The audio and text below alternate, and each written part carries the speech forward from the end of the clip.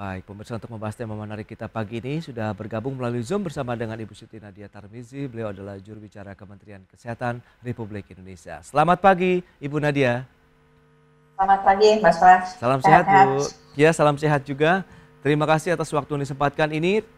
Jalan-jalan menuju daerah sudah mulai dipadati oleh para pemudik ini, Bu. Lantas bagaimana antisipasi dan kesiapan dari Kementerian Kesehatan sendiri untuk mencegah, mengantisipasi adanya lonjakan dari kasus COVID-19 pada saat mudik lebaran seperti saat ini? Silakan, Bu.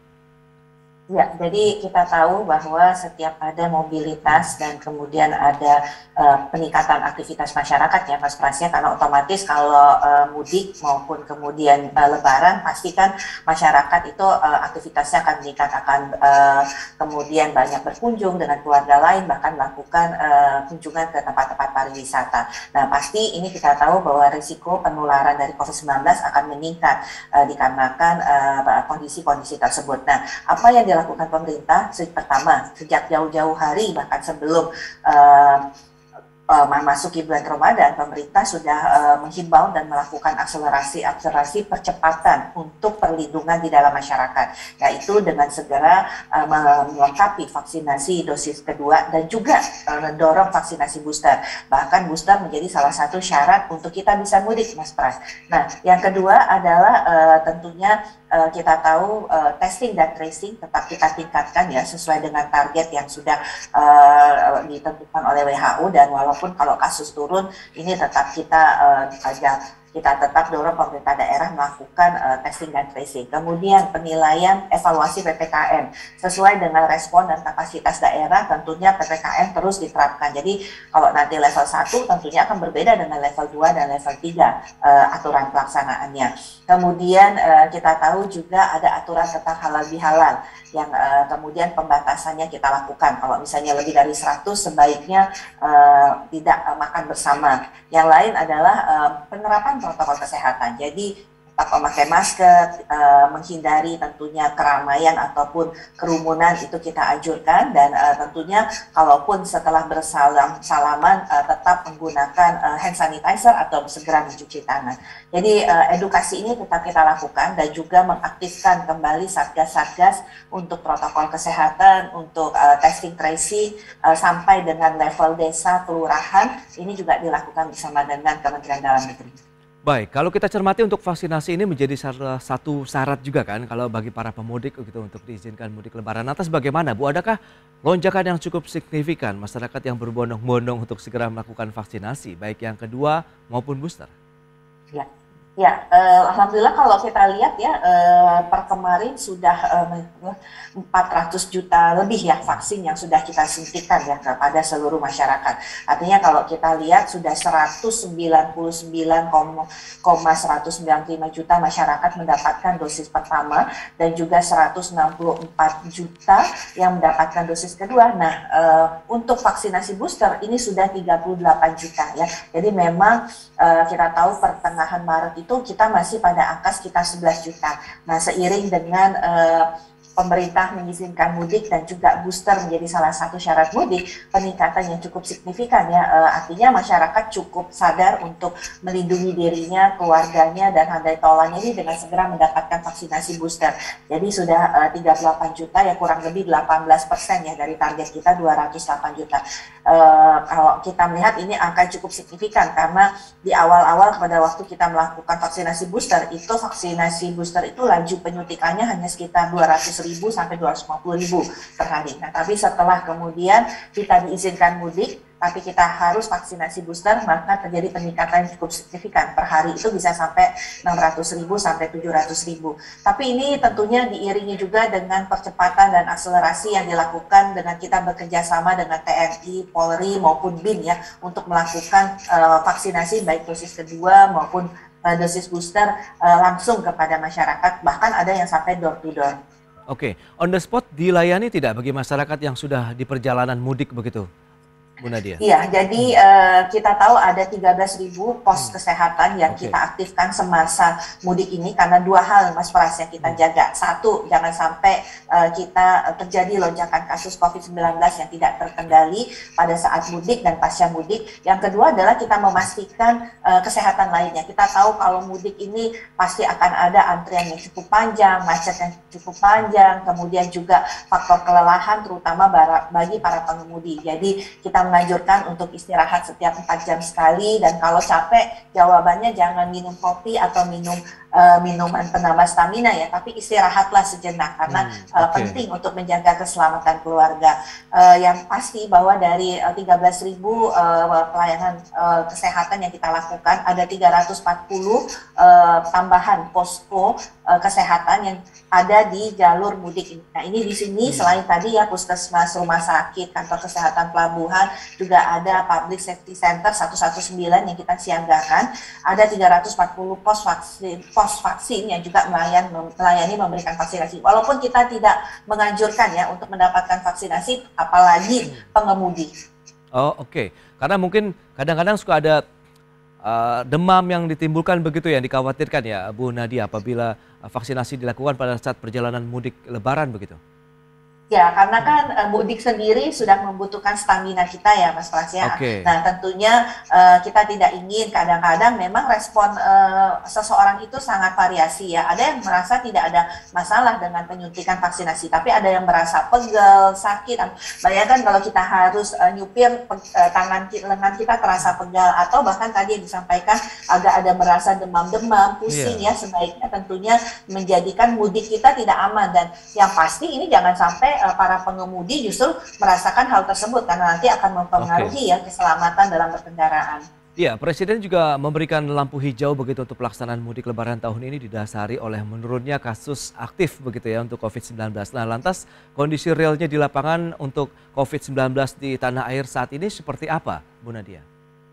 Ya, yang pertama kami ingin menyampaikan ya, kita juga dalam melakukan kebijakan mudik tahun ini, karena kita kemudian sudah melihat ya dari hasil serosurvei bahwa masyarakat kita cukup punya proteksi sebesar 99%, khususnya pada daerah yang menjadi asal dan tujuan mudik, karena dua hal ini yang sangat berkaitan erat. Karena biasanya begitu pulang mudik, Jakarta kasusnya meningkat seperti pada waktu varian Delta. Nah, tetapi kemudian kita lihat peningkatan ini paling banyak pada orang-orang yang sudah mendapatkan vaksinasi 2 kali atau booster. Makanya kemudian kita bisa mudik tapi boleh booster.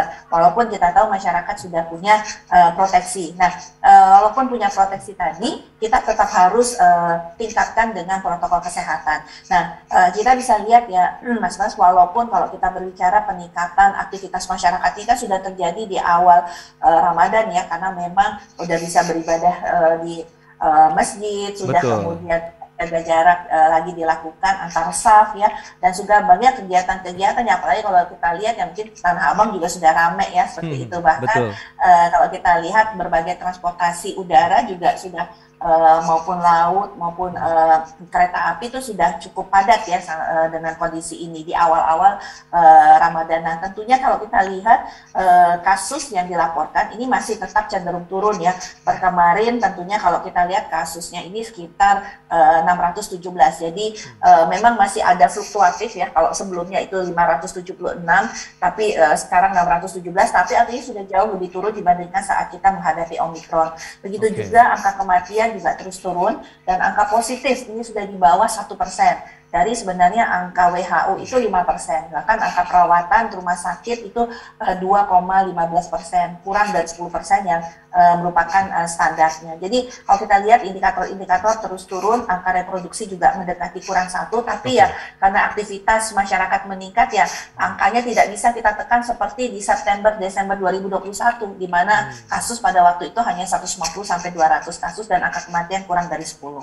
Oke, tapi kalau Anda melihat begitu kondisi ini, potensinya sendiri bagaimana nih menyikapi musim mudik lebaran tahun ini? Setelah 2 tahun kita tidak bisa mudik lebaran, semuanya nampaknya puncaknya lah bisa dikatakan tahun ini untuk orang mungkin jutaan yang akan mudik lebaran, Bu Nadia.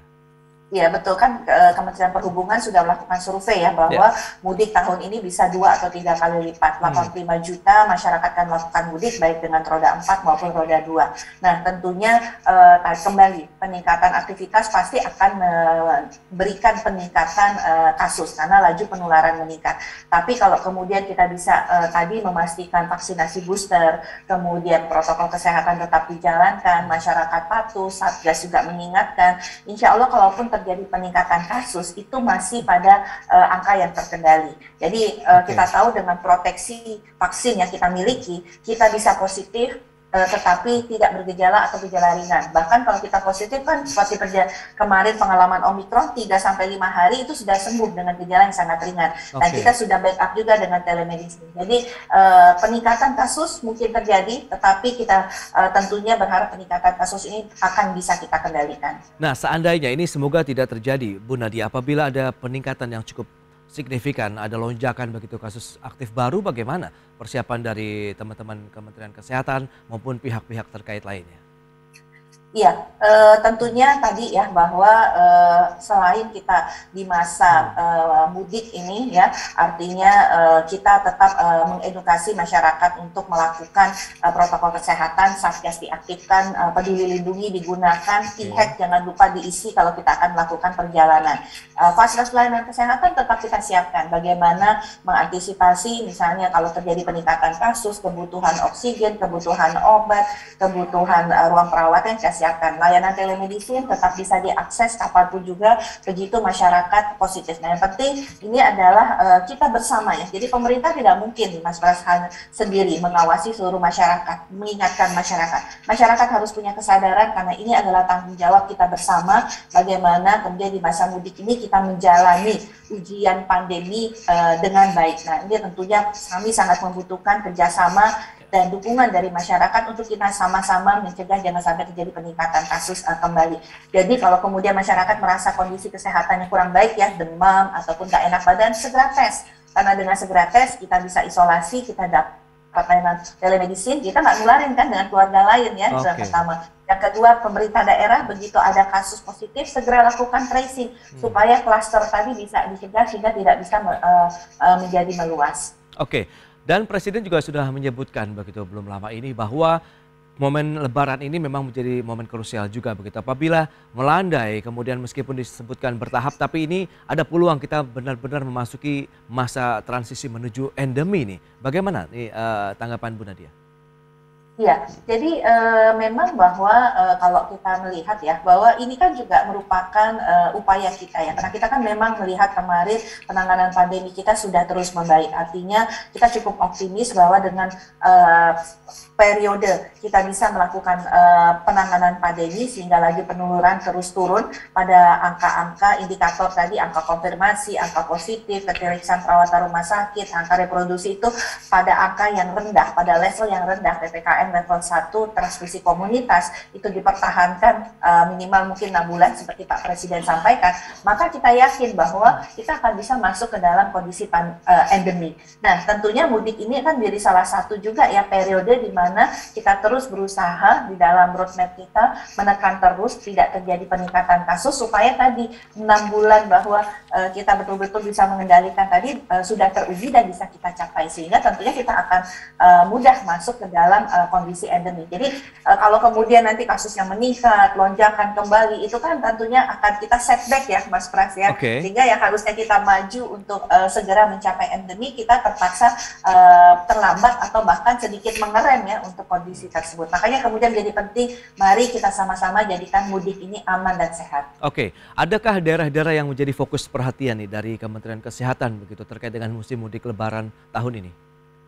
Iya, tentunya kita tahu bahwa mudik ini akan berlangsung di seluruh provinsi ya. Jadi kita tidak ada fokus tertentu, kebijakannya itu sama, percepatan vaksinasi booster ketiga, tapi memang Jawa Bali menjadi perhatian kita karena dan kewaspadaan kita, karena kita tahu Jawa Bali ini menyumbang kasus 80% ya dari kasus COVID-19. Jadi ini yang perlu, artinya kita pastikan pemerintah daerah memastikan juga upaya-upaya prokes dan percepatan vaksinasi dilakukan terutama di daerah-daerah yang menjadi tujuan utama utama untuk mudik. Kita tahu ada 10 atau 12 provinsi ya yang menjadi tujuan mudik masyarakat. Oke, harapan Bu, bagaimana Anda melihat juga optimisme bahwa mudik Lebaran tahun ini akan lebih smooth begitu dari sisi penyebaran COVID-19-nya, kemudian masyarakat juga bisa dengan nyaman pada saat melaksanakan mudik Lebaran tahun ini? Iya, kalau kita lihat tadi saya sampaikan bahwa daerah-daerah tujuan mudik itu bisa ada sekitar 7 sampai dengan 8 juta pemudik pada daerah itu. Berarti itu kan adalah pergerakan masyarakat yang besar dari berbagai provinsi menuju daerah tujuan mudik tersebut. Sehingga memang artinya mudik yang artinya sudah sangat kita inginkan ya setelah 2 tahun, ini harus kita tetap jaga menjadi aman. Bagaimana menjaganya? Kita semua sudah tahu, jalankan vaksinasi, lengkapi vaksinasi dosis kedua, kemudian segera booster, dan tentunya protokol kesehatan. Ingat, protokol kesehatan menyebabkan proteksi kita menjadi 100% atau perlindungan kepada kita. Bukan hanya kita, tapi keluarga kita dan juga handai tolan kita. Ingat, kita tidak mau meninggalkan lonjakan kasus di kampung halaman setelah kita mudik. Baik, tapi terakhir Bu, bagaimana Anda melihat dengan lifestyle ataupun bagaimana kesadaran masyarakat saat ini terkait dengan penerapan protokol kesehatannya? Ya memang kalau kita lihat ya masyarakat dengan kasus yang cenderung turun, cenderung juga untuk protokol kesehatannya abai. Oleh karena itu tetap kita backup dengan tadi penggunaan aplikasi Peduli Lindungi, kita backup dengan regulasi untuk seperti halal bihalal, kemudian kita juga mengaktifkan satgas-satgas. Ini yang jadi penting untuk kita bangun bersama. Yang pertama memang mudik kita perbolehkan karena melihat angka-angka kasus harian memang sudah sangat rendah dan kasus aktifnya kan sudah di bawah 20.000, memang rendah. Tetapi apapun ada masa transisi yang kita masih harus hati-hati. Saya tidak ingin kayak negara-negara lain langsung buka masker, enggak. Ini masih ada transisi kira-kira 6 bulan.